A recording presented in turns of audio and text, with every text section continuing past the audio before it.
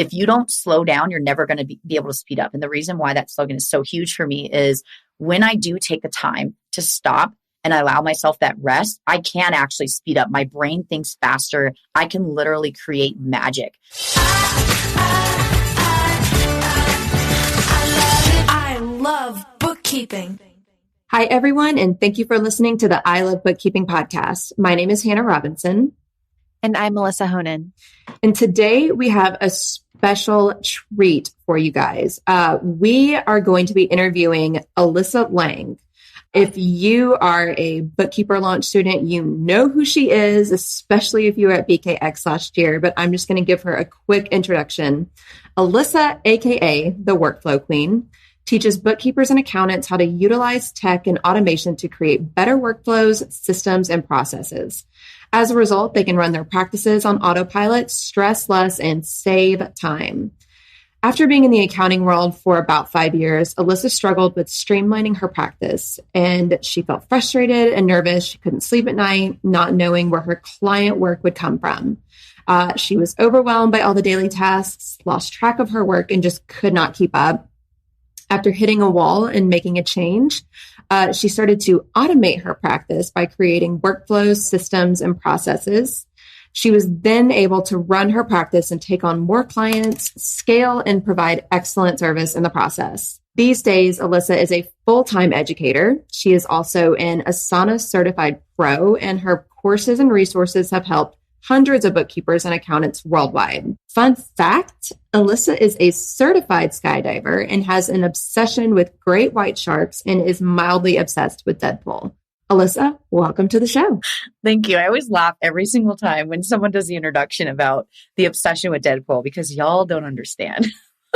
Oh my gosh. Is it Deadpool or is it Ryan Reynolds? That's a valid question.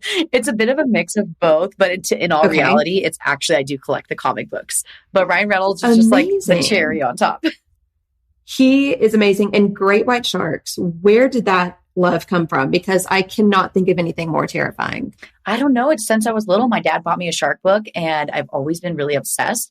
I actually moved down to the beach to go to school to be an ichthyologist, which is the study of great white sharks. And amazing. I was 21. We all know what happens when you're 21. And of course. So that didn't go out. And then here I am as an educator. So what you're saying is that there wasn't a lot of money in the great white shark business and you had to move into bookkeeping?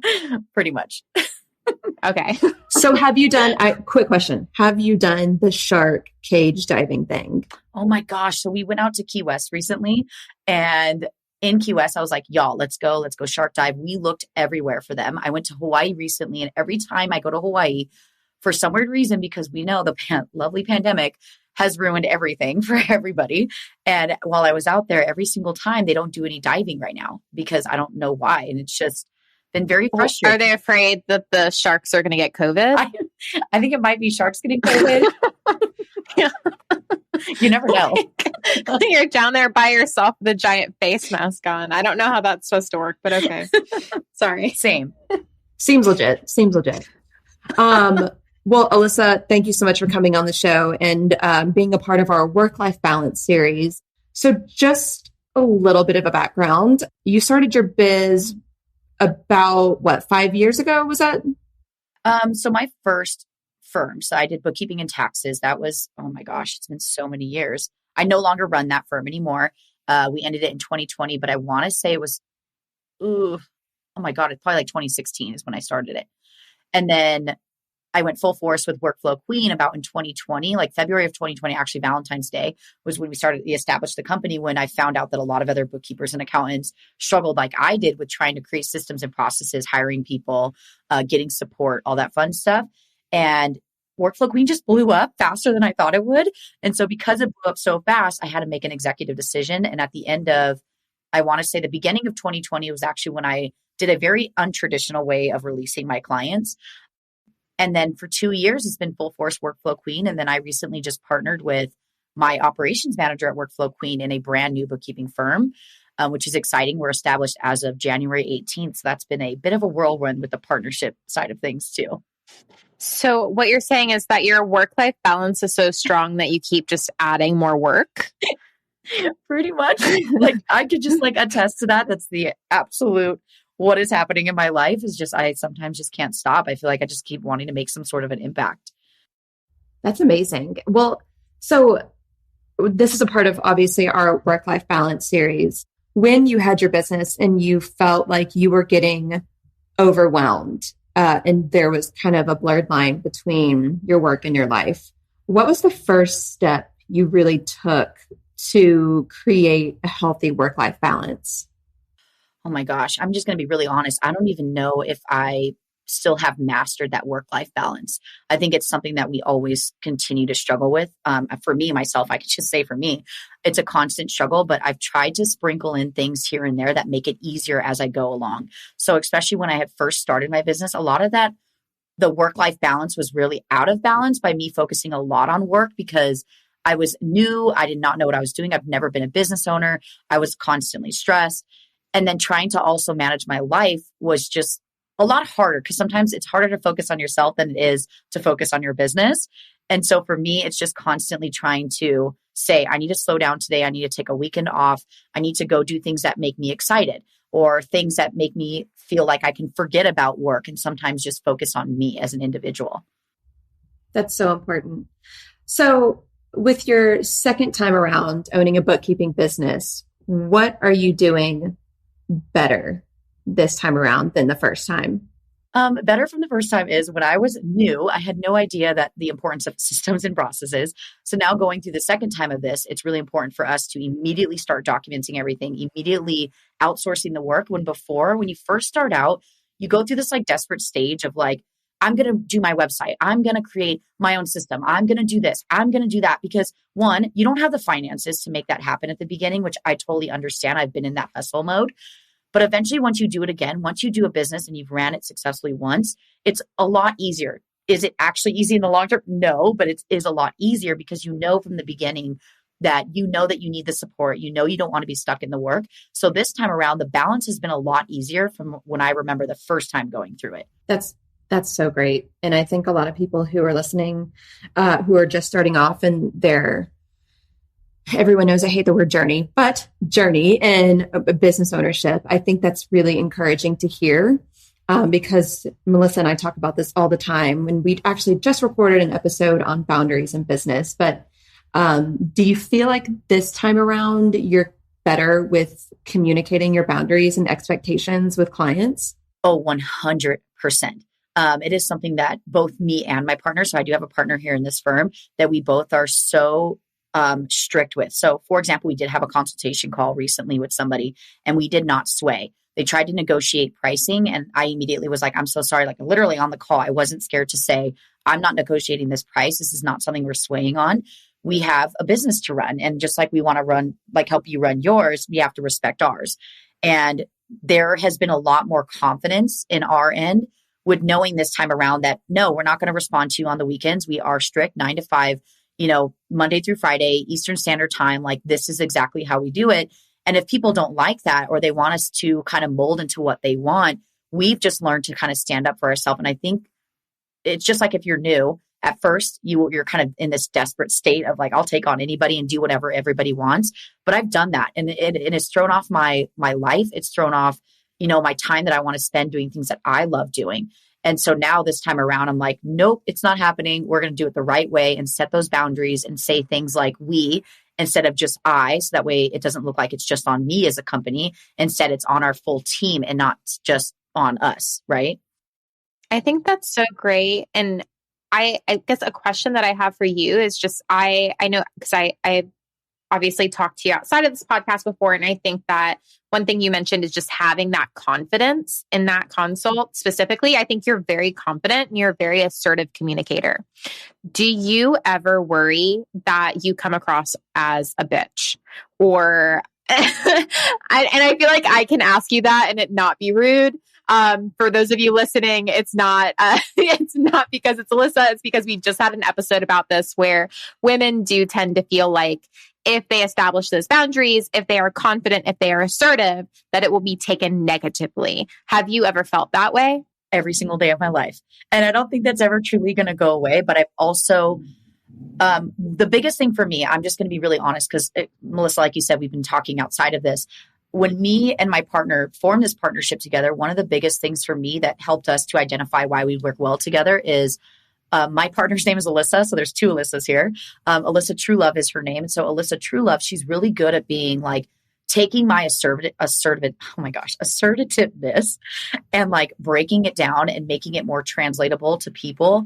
Because I get so passionate about what I do because I truly love what I do to the point where sometimes people find it to be overly confident or overly aggressive, while my partner actually has a really good ability to kind of tone that down and come to people in a different manner. So she's more of the people person. And so for me, it was really important to find someone who can balance that.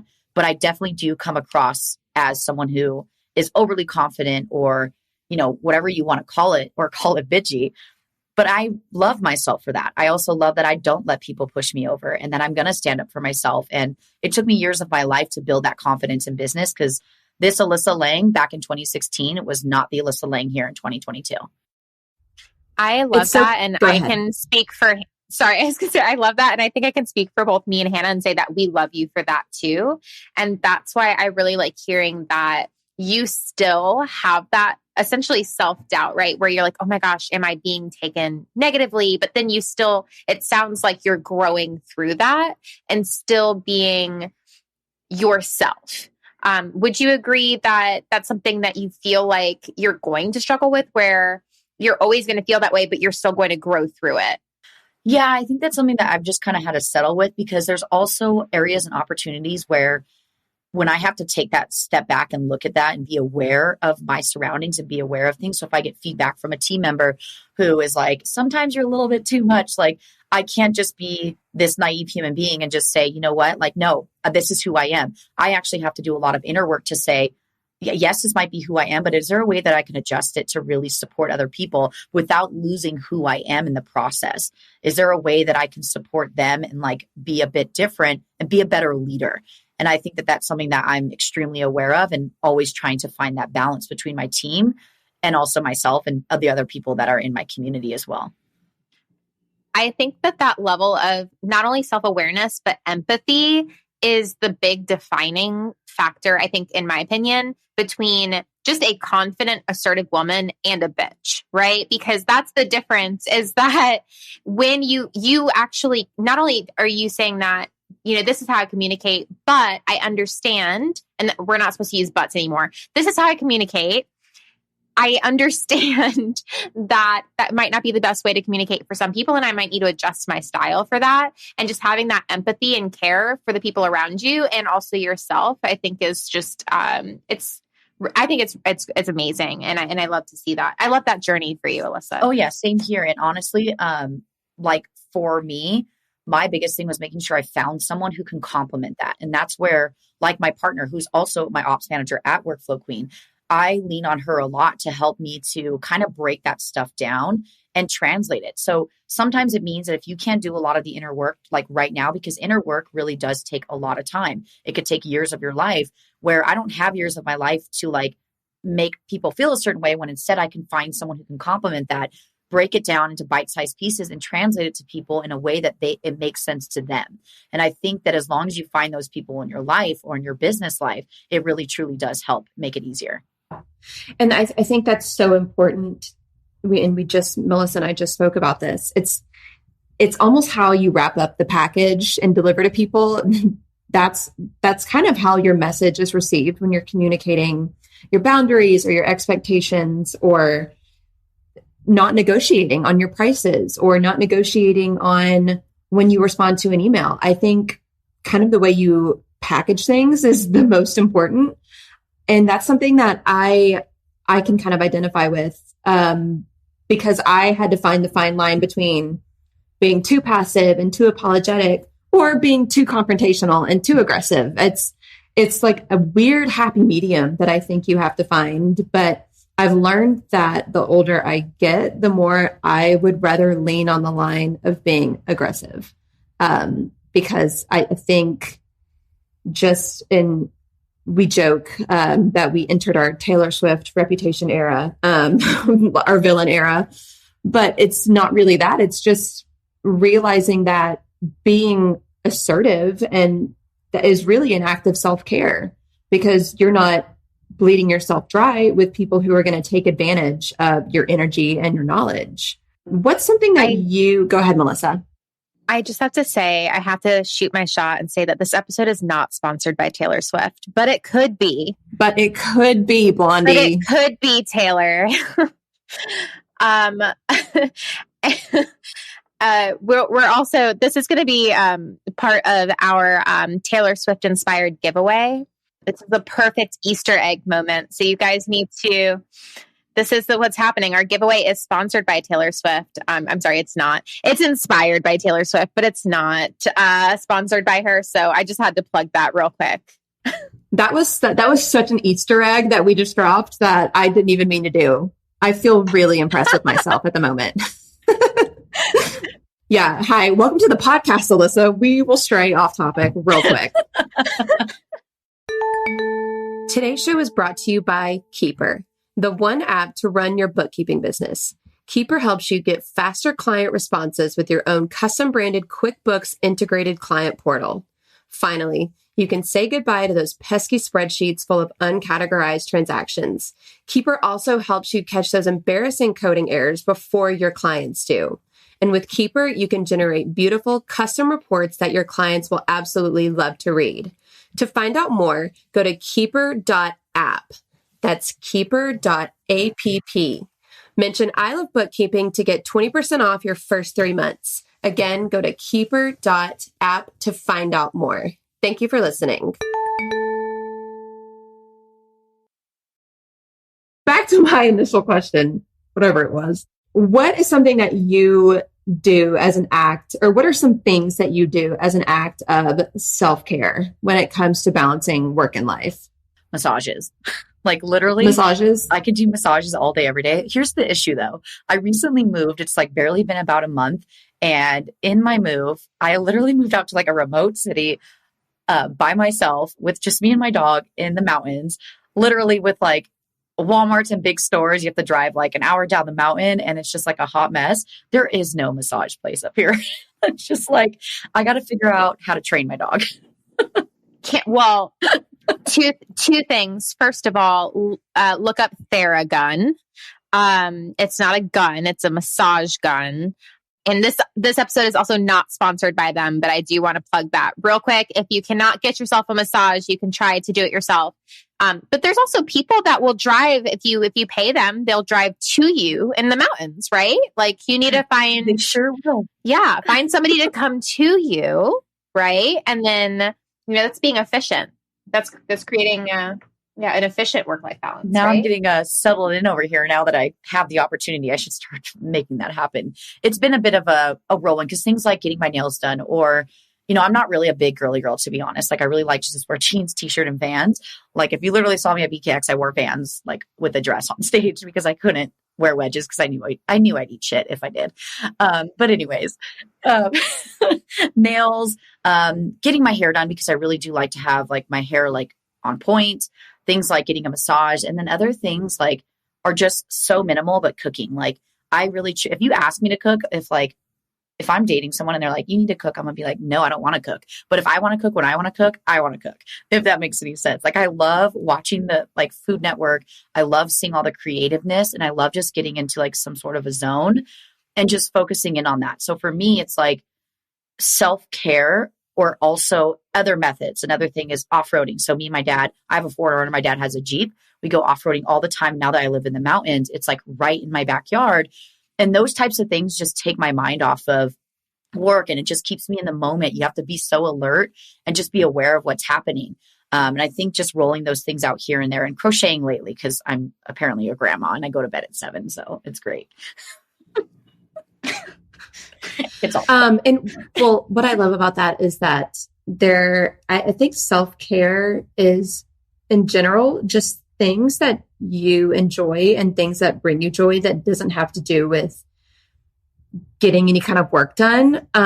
What are some boundaries that you've learned that you have to draw in order to be able to practice those things of self-care that really bring you joy? You know what? I'm going to be really honest. For the past couple of months, not this past month, but the months before, I really, really struggled work-life balance. Like I was working myself to the bone, like constantly, like, and I think that the reason I had to deal with this myself was I was unhappy in my life, that like I just used work as a way for me to just like have to avoid that. Because like I mentioned earlier, sometimes it's harder to work on yourself than it is your business. And so I kind of like used to drown myself in work like in the prior months. But this past month, when I moved, I told myself when I energetically got into a new space, I was going to start respecting myself. And now like I truly do stop my workday at 2 because I literally go brain dead at 2 o'clock in the afternoon in my time. And I start my work like this morning was a little bit weirder because I did the podcast so early this morning, but typically I don't start till 9. And I've been respecting that a lot lately, like taking my breaks. And before I wasn't.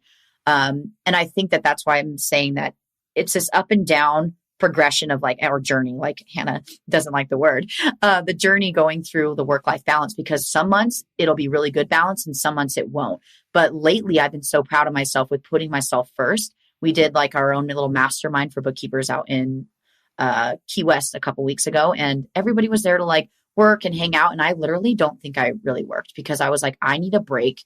I'm going to respect my space and enjoy myself. Well, and I love that you say that, because something that we have talked about here on the podcast is I think the older generations, and not to sound disrespectful, but the older generations, they had this mindset of you get a gold star for working yourself to death. And that's not sustainable. And I think it's really awesome that that the younger generations, I don't know about y'all, I'm considered a millennial. Same. But yeah. But really kind of getting in touch with what's important to you and finding joy in life. I think I love hearing that you're really exercising, finding joy, enjoying boundaries, even with yourself, because I totally agree. Sometimes it's harder to go within than it is to work on your business. And so you can kind of dive headfirst into working. And I think that's really great that you are able to kind of do the inner work. I don't want to age you guys, but I think that we're all considered elder millennials. And I have to say that when it comes to work-life balance, I really appreciate you being so open and honest, Alyssa, because I feel like, especially with Workflow Queen, you definitely have a huge audience and a lot of respect from the bookkeepers.com community. And so I think it's really important for all of the new bookkeepers to see that you also struggle with work-life balance. I think that, being on the podcast, they get to see me struggle all the time. So thank you for coming on and sharing that. But it's true, because work-life balance is a habit. And it's very easy to fall out of good habits. But the important part is to identify that and then get back on with those good habits. And so with work-life balance, like what would be we have listeners where they have absolutely no work-life balance. Like what would be your recommendation for like the one thing that they should do to get into a good habit of doing so that they can get to, their goals of having a good work-life balance? I'm actually going to give 2 little things real quick. One is slow down to speed up. It is a real thing. When you kind of work yourself consistently, constantly, or you're constantly saying, I'll just keep doing this task for business or life. If you don't slow down, you're never going to be able to speed up. And the reason why that slogan is so huge for me is when I do take the time to stop and I allow myself that rest, I can actually speed up. My brain thinks faster. I can support people better. I tell my team all the time, if you guys give me space, I can literally create magic. But if I'm just constantly going, whether in my personal life or not, that's a big stress. The other thing that's been working for me really, really well, which is very recent that I started, was I took the time to write out on like this little piece of paper, and I wrote out things to do when I'm in my free time. And I'm doing air quotes. You can't see them, but because free time, like I can always fill my time with like work stuff, right? So what I'm doing is I'm already pre-projecting things that I can do if I do have the capacity to be done with work. So little things like go for a walk, take my dog on a hike. I literally took the time to list out little things, crochet, chop wood, which is super random, but now that I live in the woods, I kind of have to learn, shovel snow, like whatever it is, like clean my house, like paint my walls, like that has been really helping, because when I have those days where I'm like, oh, I'm just going to fill my time with work, which really doesn't benefit me at all with just filling the time. I lean on that piece of paper and I'm just like, oh, let's just pick something today. Then I'm going to do that. I can use it my free time that can support me and not have to do work. That's great. I think it's like those little things make such a big difference. And that's something that I kind of didn't believe until I started practicing those little things. And in turn, I think having small habits that really changed the course of my work-life balance, it was almost like an act of self-care in itself. You kind of have to, the only way out is through, I think. And sometimes you kind of have to look inward and change your habits. And that's something that is so important. I think just the little things add up to be big things. From like a psychological standpoint too, is just you need like what Alyssa was saying about she needs that space, right? Like historically, like human creativity, like art is grown from boredom, right? Like you need that space and that emptiness to be able to fill it with creativity. And I don't think a lot of people see business as an art, and it's not, you know, obviously in the traditional sense, but I think that creativity is really important to maintaining and growing a business. And so you still need that same level of space. You still need to give yourself permission to essentially get bored, right? So that you can open your mind and you'll start to solve problems you didn't even know you had at that point. But if you don't take that minute to slow down, I think that's great. And I'm going to listen to that. You're going to be in the back of my head now. Because that's something that I get out of the habit, right? Like, 6 months ago, I was burnt out and I took a break and I came back and, I took 2 weeks away from the business. It really ended up only being 1 week because the first week was just, a nightmare, of trying to get out of the business before I could take a break from the business. But, 6 months later now it's like, man, I really need to do that again. And I knew that was a thing, but I just forgot. I got out of the habit. Yeah, I think that's pretty normal. And one of the biggest things like right now, and Melissa, me and you chat outside of this, like, I've gone through some major life changes in the past, literally 30 days. And everything happened so very, very fast for me with a move, having to do everything in 5 days, go right to Hawaii, which usually is a great thing. And I love going to Hawaii, but I went out there for a system setup in person. And it was very, very exhausting because I just wanted to be settled into my home and then going right to Key West for mastermind and coming home and now going to an event I'm sponsoring next week. It's been extremely exhausting. I feel like my life has been like this weird imbalance, but I literally had to tell my team, you guys, I need to take off pretty much this month to really focus on making sure I have everything moved to the new house, that I have everything ready. And I have that luxury that my team can take over. Like you were saying, you have to sometimes stop, but sometimes you have to work really hard to get to a point in your business where you can actually stop and take a step back without having to worry also about the bills being paid.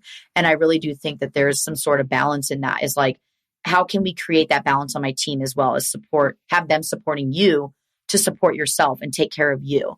And sometimes it's hard to do that, but it's the best thing that you can do for yourself. That's so true. And I want to say, I know I've said this on the podcast before, but saying again that you have to choose to rest or your body's going to choose that for you. And I really relate to a lot of the things that you've been going through. And especially with the move, again, my family's been nomadic. We've been moving and we moved last week.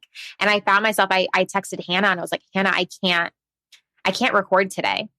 I couldn't, because I'm like a very, I need to be grounded. I need consistency. A lot of that does, circle back to, I do have OCD. And so I just need things to be a certain way in a certain place. And I wasn't there. I had it unpacked. I didn't have time to really make it feel like home. And luckily, obviously, the best job that I have is getting to talk to Hannah every week. She understood. Right. And of course but are your clients going to understand? So it really does circle back to our last episode of creating boundaries, right? Do you want to work with those people that don't respect you and don't understand that you're also a human and that things happen and you might need to take a break? So it does, creating those boundaries, but also working with people that are going to understand, I think is really important. And I'd love to get you back on another episode about creating a team that lets you get to that place, because I think that's a big part of it too, is like you said, if you're on your own, you have to work to that place where you can stop, where you can have that team. How do you feel like you advocate for work-life balance among your team as well? Ooh, that is a big, big thing on our team. I am so huge on our culture, the way that we infuse it with each other, to a point where my team is constantly saying to even me or even to each other, which makes me so happy for them. They are constantly like, take the time off. I can take tasks off your plate. Obviously, they have to go through some management to let us know like, hey, we need the time. But oh my gosh, I can't even tell you how many times I've had a team member who's been really like depressed or going through things in life. And I've just stopped them and said, I don't give a shit what is happening in the company. I don't care about a goddamn dollar. My biggest thing and my biggest priority is to make sure that you're okay, and have them take their time off. And the beauty is, as we've become more systematized as a business, we are at this place where each team member can take tasks off each other's plates if the scenario comes up. So immediately I will tell my team member, I need you to take the day off. Like, I need you to regroup with yourself, and not because I need you for my business, but because I need you to be okay with yourself. And we'll just take things. And it is something that my ops manager is always, she literally says, protecting Alyssa's time. And I'm putting in air quotes because that's what she tells people. I'm here to protect her time. And just like I'm here to protect my team's time. I don't want them to work for the rest of their life and just feel overwhelmed and exhausted, because I go through a lot of stress every day. And there's a lot of struggle internally with myself that I want my team to know that I'm here to support them, and that I want the weight to be on my shoulders and not to be on theirs. That's amazing. Well, that's so great.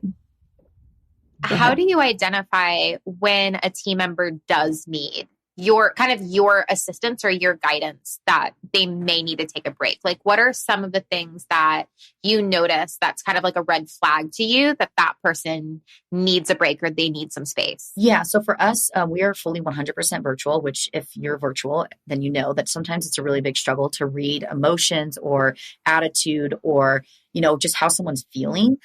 So for us, one of the biggest things that we use, and this is going to like a technical system, is Slack. So in Slack, we do a daily check-in and a daily check-out for our team members. So any team member that is clocking in that day, it just allows us to know who's working and what's happening. In those sessions, in Slack, they do their check-in. So the morning it says today, concerns, and today's intention. The today is, what are they working on, so that we make sure that the whole team is aligned on working on the right things. The other thing is concerns. And so this is a place for whether it's concerns in life or concerns at work. So I'm stalled because Alyssa hasn't sent me XYZ, or I can't do this because Jen hasn't gotten me this. But they can also say things like, right now, like my electricity, they said they're going to put it out, or, I got into a fight with my husband, or I'm just really struggling today because it's a very emotional. My family's going through some medical stuff. And then the today's intention is all about them. It's not about work. It's things like, today my intention is to drink more water because I haven't been taking care of myself. Doing those daily check-ins and checkouts in Slack, even though we're just a virtual team, gives me a lot of cues of what's happening in someone's life, where I will reach out to them and say, hey, I noticed that you're really struggling with drinking water. Is there a way that I can send you like my favorite water bottle that really helps me? Or can I give you some tips? And now it's just generated across the team. Everybody else, like one of my team members filmed a video about feng shui, like why it's important to put plants in your office to make you feel better. And now it's just infused, and it's just incredible to see how it's grown. But that's how we do it. We infuse it slowly throughout our processes in the day. I really like hearing about that, because I think that is like the true definition of a team.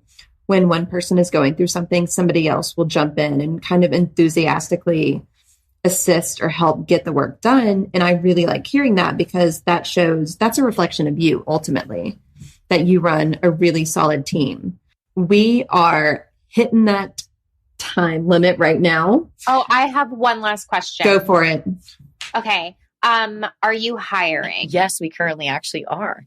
So very excited. Okay. Getting my resume ready. Right. All right. What are you hiring for? How can I be a part of this like amazing, like empathetic team that actually cares about work-life balance? Right. So we have both of our companies. So we have Workflow Queen here. We are hiring for one position. And then for our firm, it's called Magnetic Bookkeeping and Consulting. We are hiring a lovely bookkeeper. And also we are looking for an admin.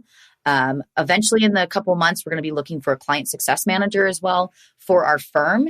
So you can probably just reach out to me at support@magneticbookkeeping.com if you're looking for those. We don't have official job postings yet, but it's something that we are looking for. As for Workflow Queen, we are looking for someone who's going to be our community support, like specialist, which essentially will be answering all of our students and really making sure that you embody the unicorns and sparkles and fun attitude and fun culture that we represent here at Workflow Queen. So that's quite exciting. That's amazing.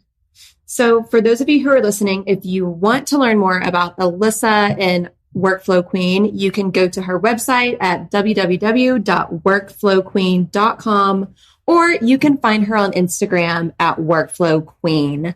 Alyssa, thank you so much for being on the show today. It's been an absolute pleasure, and we cannot wait to have you back. Yeah, same. Thank you so much for having me. Of course. To all of our listeners out there, if you have questions, tips, concerns, whatever, you just want to talk to us, you can shoot us an email at success@ilovebookkeeping.com. Again, that is success@ilovebookkeeping.com. My name is Hannah Robinson. And I'm Melissa Honan. And thank you for listening to the I Love Bookkeeping podcast. I love bookkeeping. Here's a little shout to all my friends working hard at keeping the books. You want to change your life, you want to grow that biz, it's not as hard as it looks.